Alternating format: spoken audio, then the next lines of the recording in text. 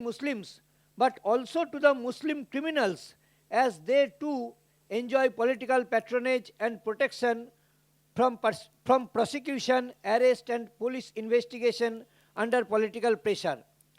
It is important to mention the role of police and administration in worsening the situation, since they work under direct instructions from the political leaders.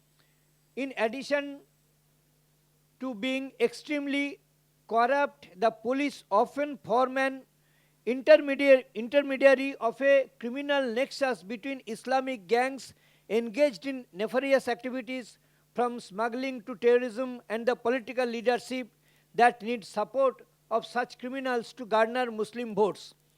In many places, police acts in direct synergy with Muslim criminals to lodge false cases against Hindu activists. Here, our only respite is the relatively enlightened or impartial judiciary that often provides some respite to us. To fully understand how the situation has come to such a low pass in Bengal, I want to say a few words on the effect of partition and current history of Bengal. While undivided Bengal was Muslim majority, that time Muslim was in 54% and Hindus were 46% in 1947, just before partition. The Bengali intelligentsia was Hindu-centric, but secular, and hence totally ignored and sometimes tolerant on Muslim fundamentalism. On the other hand, ordinary Muslims from pre-partition days were poor, illiterate, and largely under the grip of Islamic leadership that continues even to this day. It is undeniable that combinations of ignorant Hindu intelligentsia and the fanatic Islamic leadership lead to horrific events of Bengal, including Direct Action Day on 16 August 1946 and subsequent riots in places like Noakhali in East Bengal. Even more unfortunate was that the Bengali Hindu society in those days were deeply fragmented, with upper castes exploiting and undermining the lower castes, with terrible consequences for all Hindus. This was cunningly exploited by Islamic leadership in early days of Pakistan, when a majority of lower caste Hindus aligned with the Muslims and stayed back in East Pakistan. Although much effort was visible from Hindu Mahasabha and astute leadership of Dr. Shyama Prasad Mukherjee, because of whom West Bengal exists today, clearly this was insufficient to make a mark.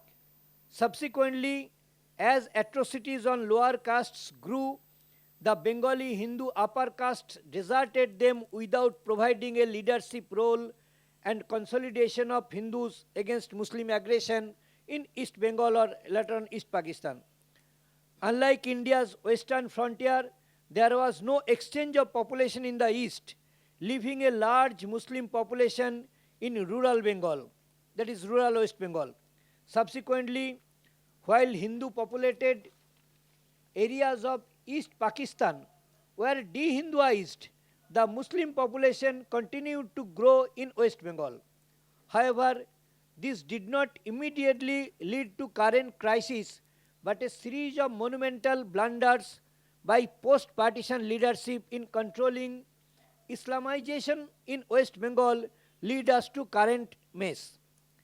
As you very well know, partly due to Jinnah's two-nation theory and more due to Nehru's policy of appeasement and promotion of Muslim fundamentalism, in the garb of minority rights, Muslims all over India, but especially in Bengal, did no effort to integrate into mainstream secular society.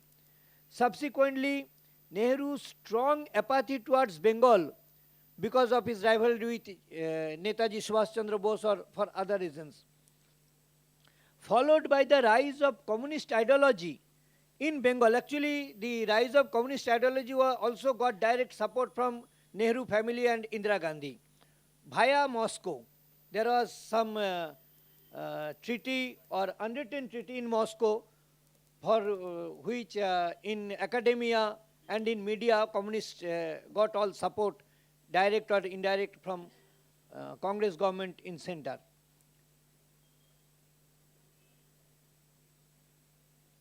The rise of communist ideology in Bengal ensured the gradual but complete demise of residual Hindu activism in Bengal.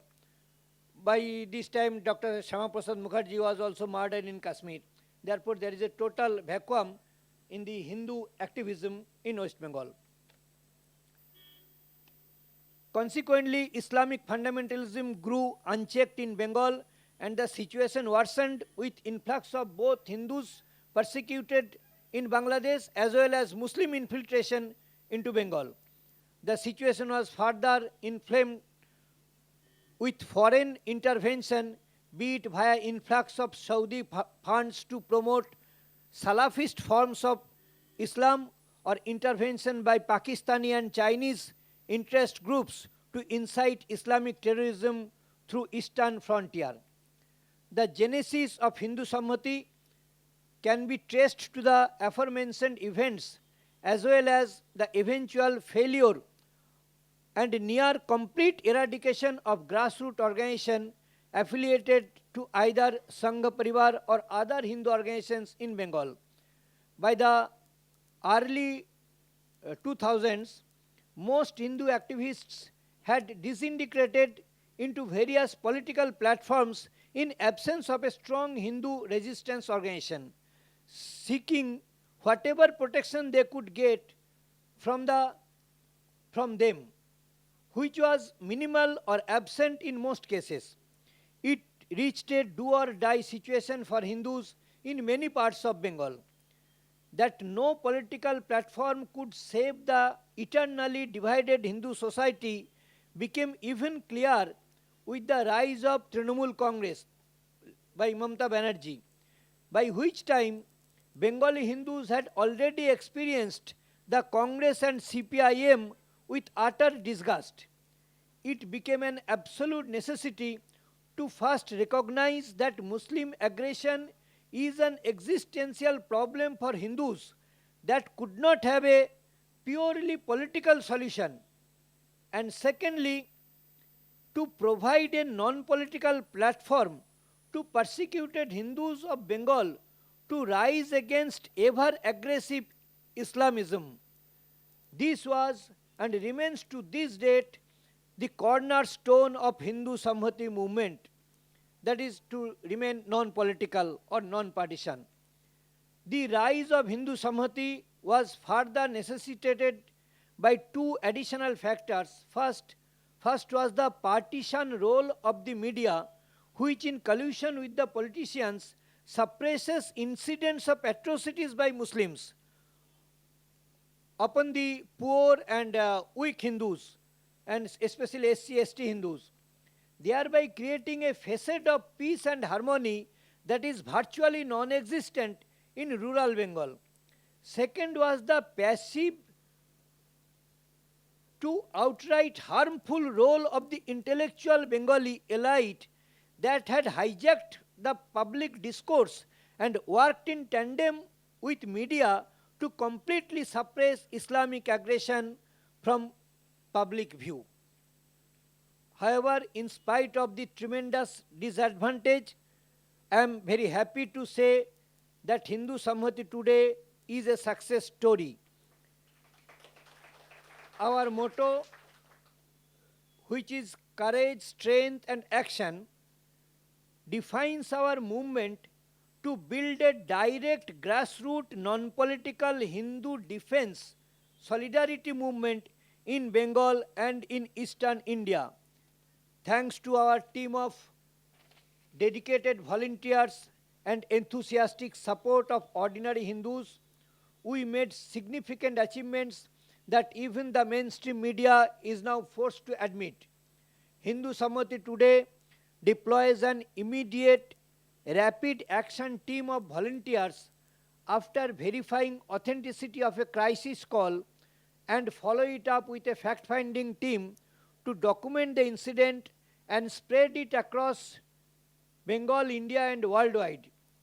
After overseeing an immediate crisis like riots and carnages, we follow it up with more measured response in a twofold strategy.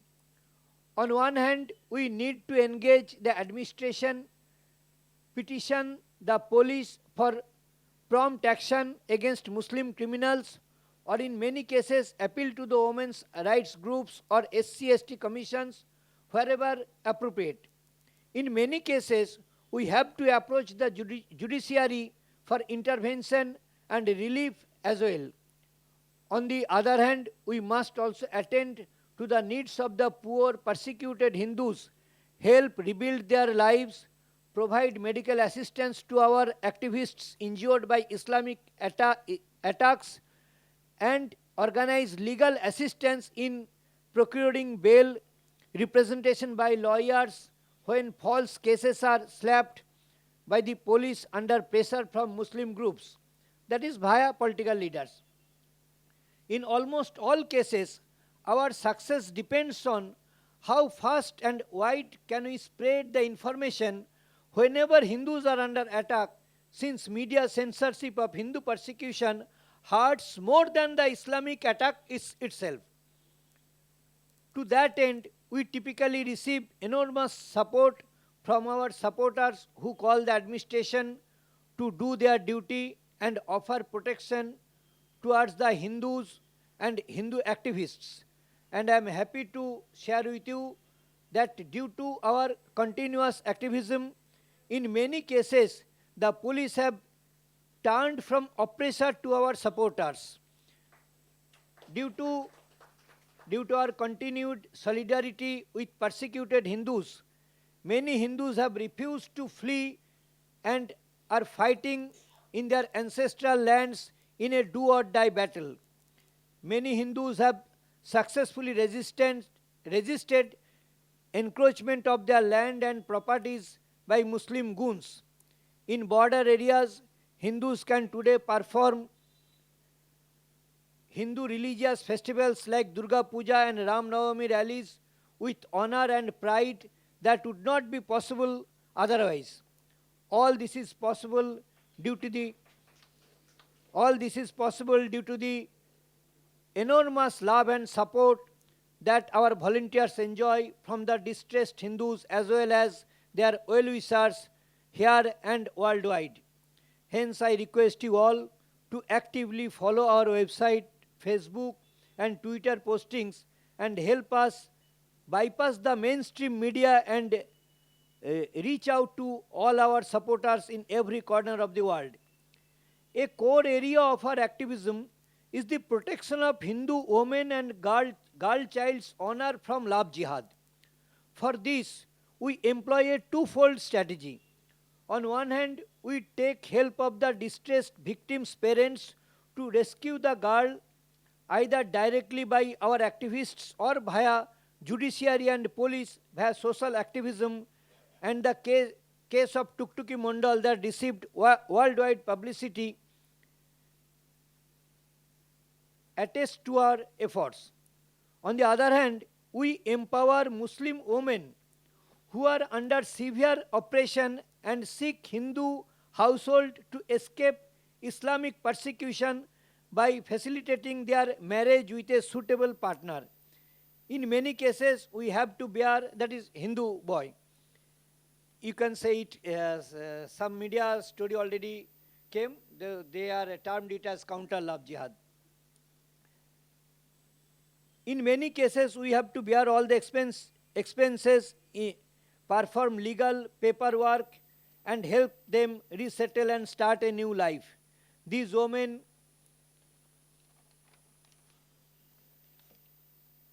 are now considered as my daughters, and as of now I can proudly say that I have at least 250 of such daughters who came from Muslim family and now happily living with their Hindu husbands.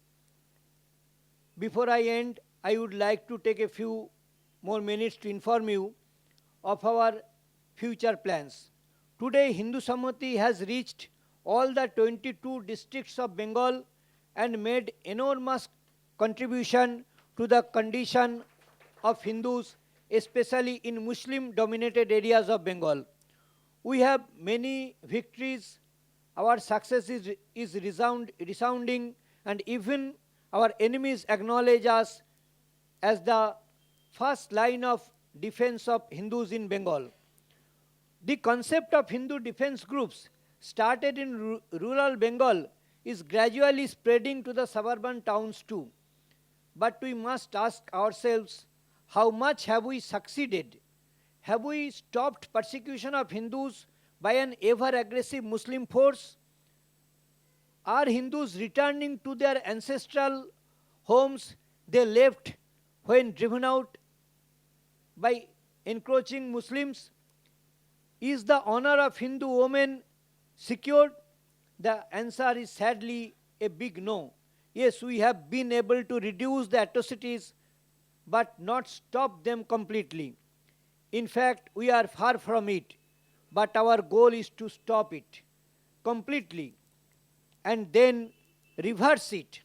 Yes, Hindus must regain all the lost ground in past 70 years so that our future generation does not face what we are facing today. And no one needs to be told that this is an uphill task. The demand for Hindu activism far exceeds what Hindu Samhati can supply today. Believe me when I say that the sheer number of atrocities being committed today is so enormous that we do not have the sufficient resources to even document it. I receive frantic and desperate calls from remote areas to send activists, but I am unable to do anything with very limited manpower and financial resources. And the first step to overcome persecution is to document it and spread awareness, which we try to do by Facebook and Twitter, but we must also explore avenues through audio-visual media as well. While our opponent is extremely well funded internationally, our resources are rather limited, which we must increase if we have to fulfill our goals. In spite of all constraints, Hindu Samhati has never compromised on its core principles of creating a non-political platform for all Hindus to resist Islamic aggression, and we welcome Hindus from all parties to participate and help us. I have to regretfully state that some opportunistic politicians reap benefits of Hindu Samhati's work without due acknowledgement in the media, which is too happy to report us as an offshoot of some political groups, which we are not. And it is this unique distinction of being non-political organization that helps Hindu Samhati reach out to the Hindus and unite them across all sections of society.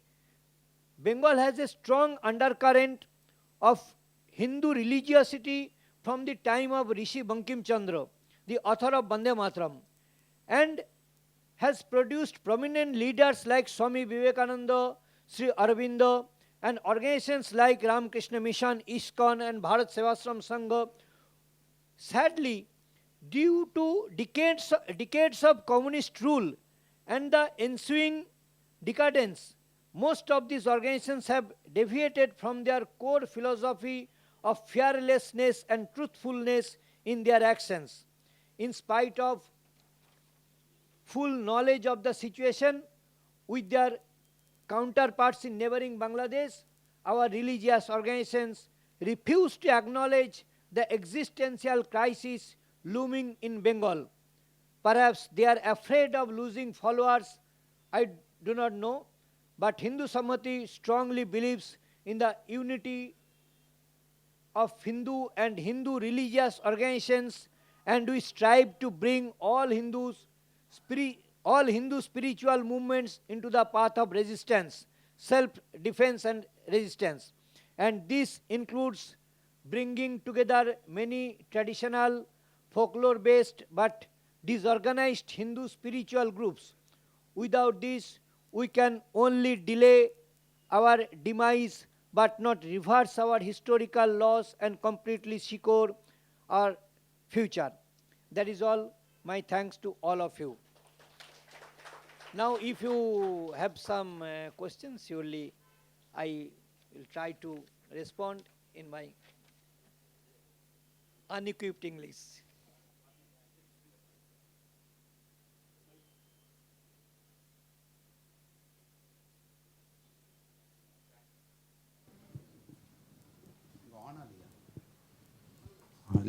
Yeah. Thank you, Tapanji. Now we can have questions. So please introduce yourself and who would like to ask the question? Yeah, 1 minute. 1 minute. Sir, I myself, I am Yedumalai from Dr. K.N. Study Center for Humanism. We don't differentiate among religions. As you rightly said, the communist line is towed by TMC of Mamata Banerjee. And West Bengal is said to be the literate state in India. And you say mainstream media is also against Hindus. And Srinivasan sir said that the population now is around 70% Hindus. I am 78 to 70%. That means the 30% includes Muslims and other communities. I don't find any rationales between these relationships for the persecution of Hindus in this way. Because the Mamata Banerjee was elected second time.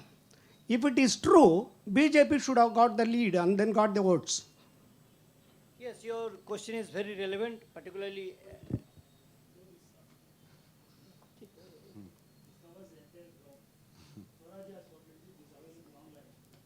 Wait, Bangalistan.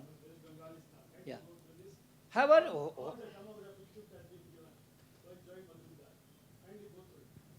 see, our country was divided on religious line and to give a country for the Muslims by the demand of the Muslims. And after that, what is the rationale of the Muslims living here? Because they voted for Muslim. And after 1945 election, Jinnah rightly said that I have proved democratically that the major part of Muslims, they want Pakistan after 1945 election. And Jinnah was quite right. Without any danga, without any riots, they peacefully, democratically, they proved that they want Pakistan. And also please remember that Ambedkar very categorically said that unless you do the population exchange, the process of partition remains incomplete. It is his word. The process of partition will remain incomplete. And the root cause of the Pakistan remains still in India. With these two things, should we, after giving a full country to them, should we allow the rapid demographic changes here? And we know the fate of Kashmiri Hindus, only not because of violence, but because of this demography. And you should remember that once the J&K government gave only 100 acres of land for the facilities of Amarnath pilgrims, and they took to street in the whole of Kashmir, and they shouted that it is Delhi's conspiracy to change the demographic character of Kashmir. After snatching away all the lands of 4 lakh Kashmiri Hindus, they are not ready to give even 100 acres for the temporary use, for the toilets and bathrooms and sheds. If Kashmiri Muslims can shout that we will not allow the conspiracy of demographic change of Kashmir Valley, should we allow, after partition, that in our district after district, in our state after state, the demographic changes will continue? So the raw thing is this: after dividing this country on religious line, Muslims should have gone there. Why they remain here? And the increasing demographic change will bring the fate of Kashmir. And in Bengal now 3 districts are officially Muslim majority: Murshidabad, Malda and North Dinajpur. And more than 100 blocks, there are about 700 blocks, more than 100 blocks have become Muslim majority. So they are, all over Bengal it is 30% Muslim, okay. But what about the areas where Muslims are 40% or more? What about the blocks? What about the panchayats where Muslims are 60, 70%? What is the plight of the Hindus there? And if we ignore their plight, they will be compelled to migrate from that area, and that area will be again Hinduless. And when that area will be Hinduless, Indian intelligence will fail there, Indian security agencies, border security force, CRPF, everything will fail there. So therefore, you know the very impressive slogan, Hindu Ghata, Desh Bata. Wherever Hindus became, their number reduced, the country was partitioned. India will be no more there. We must not forget this fact that among 13 lakhs of soldiers, Indian soldiers, always about 5 lakhs of soldiers are deputed in J&K. With this 5 lakhs of soldiers' strength, we could maintain only the land, but we could not give security to the Hindus in the valley. So if 5 lakh soldiers fail to give security to the legitimate citizen of this country, how can we expect that when in Bengal or Assam or Bihar, the Muslim population grows